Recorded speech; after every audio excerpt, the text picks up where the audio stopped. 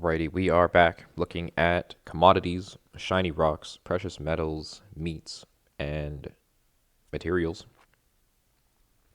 We're going to go over some of the price action to be seen today on the NASDAQ across the sort of like general market aspect before we hop over to some of the charts, cover some of the technicals, and see what's really going on. We're going to try to spice up these videos with something, not too sure what yet, but this is sort of like peak excitement for me. This is maximum enthusiasm, sort of like pinnacle positivity at this point.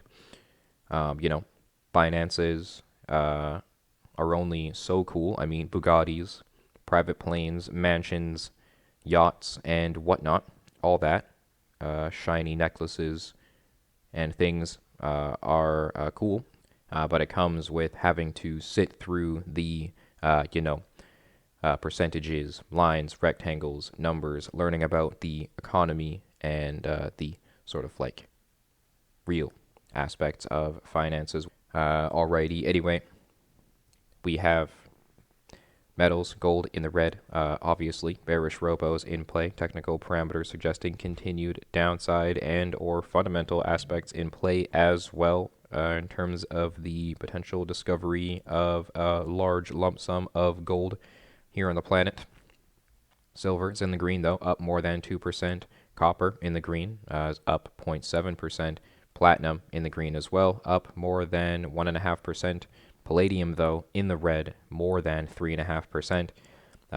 In the green last week, though, due to some potential fundamental happenings that happened, though technical bearish parameters were very much in play, so you were not suggested to be jumping in at that point in time. But if you did, invest into palladium last week because of that news, rather unfortunate. Energies here, crude oil in the green, 1.89%. Heating oil in the red, 0.89%. RBOB gasoline down 4.16%. Natural gas, though, is up more than 6%, 6.33% to be exact. Brent crude oil, though, in the green, 2%. Moving over to the grains, which have come back down to reality. Oops, there goes your salary. Wheat investors were doing well last week. Everything was in the green, though would appear wheat futures have been stricken with some red today, down more than 2%. Corn down dramatically, more than 13%. Soybeans, however, are in the green, almost a point of a percentage. Soybean meal down more than 2.5%, just about 2.75%. Soybean oil, though, in the green, 4.39%. Oats in the green, 0.17%. Rough rice in the green, 0.76%. Though red wheat in the red, 1.33%. All of your meats have come back down, it would appear. Cattle are in the red, 0.35%. Feeder cattle, 1.43% in the red. Lean hogs, 0.80% in the red, and milk down just about a percentage as well. Though it would appear, on the contrary, cotton is up just about 5.5%. Sugar in the green, almost 1.5%. Coffee in the green, 2.33%. Cocoa in the green, 3.33%. Lumber in the green, just about 0.5% as well.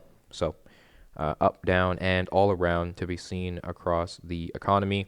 Alrighty, we have gold looking for support down below. It would appear my strongest horizontal level waiting for us is 1680, $1,680.83 is the key level to watch out for. Bullish interaction with. At the moment, that is getting rather close to this 200 weekly moving average, which would suggest our longer term uptrend in play. Bullish interaction with the moving average would be nice to see. Failure to hold both of those levels could allow for continued interaction downward here toward my next horizontal level, 1,572. However, the strongest horizontal level waiting for us in any sort of dramatic continued downside would be 1,486 in my opinion. Bearish robos in play have saved us from over 6% in downside when they were confirmed back in May. And this third robo turning bearish here is, perhaps not the best thing to see in terms of anticipated upside moving forward. Sideways along my support level is not impossible here for us, so we will have to see how we interact with it. And we have also visualized this down trend line overhead. It is rather steep, and I'm not a huge fan of it. And so you can more comfortably invest that 30% down trend line investment ratio once we are free from this solid one overhead whenever we get back to it, however long that may take, though. We may interact with this dotted downtrend line in the short to midterm here. We will have to go with the flow of the economy and watch out for Robo. Invest 50% when two of our chosen three Robos enter a bullish state, and 20% once support has been solidified. In my opinion, $1,680 per gold is a significant enough level for you to comfortably invest that 20% support-based investment ratio. This is corn. It would appear significant interaction with resistance overhead. 779 is waiting to give us a hard time the next we return to it. Bearish robos coming into play since May there. The sell 2 printed, suggesting that, some significant sell pressure may be approaching. It wasn't until the following sort of a couple weeks there where the sell 4 and HE double hockey sticks, heck, advisor. I'm not even sure if I'm allowed to say hell here on YouTube. I just did, so we'll see how that goes. Since all of our robos are currently bearish, we do anticipate potential continued interaction towards support here. Watch out for 509 down below.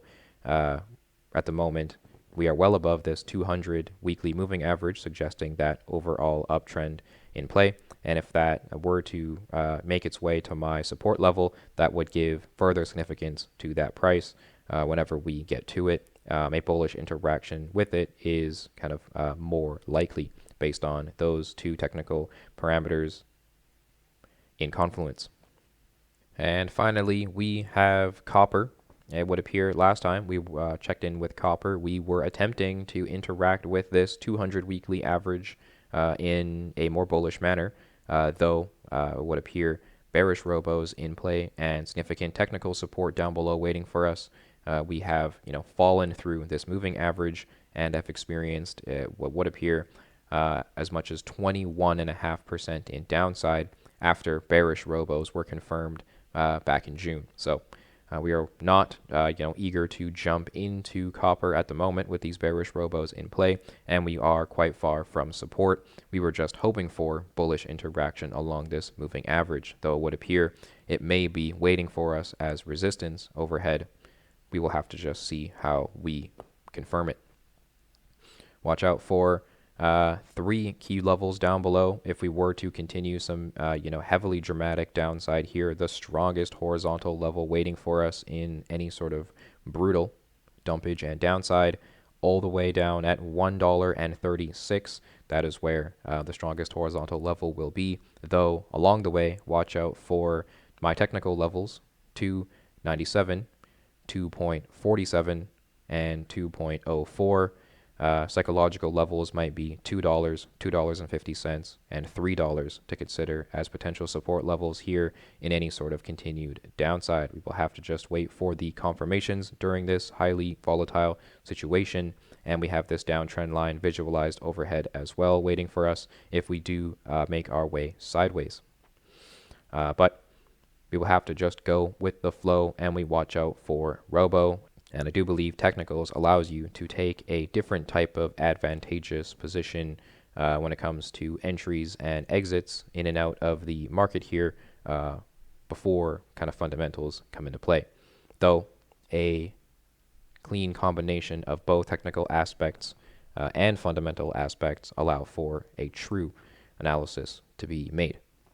But let me know down below your thoughts on the economy and commodities down below. Let me know anything you'd like to see in the next video. Thank you so much for tuning in, and tune in for the next one.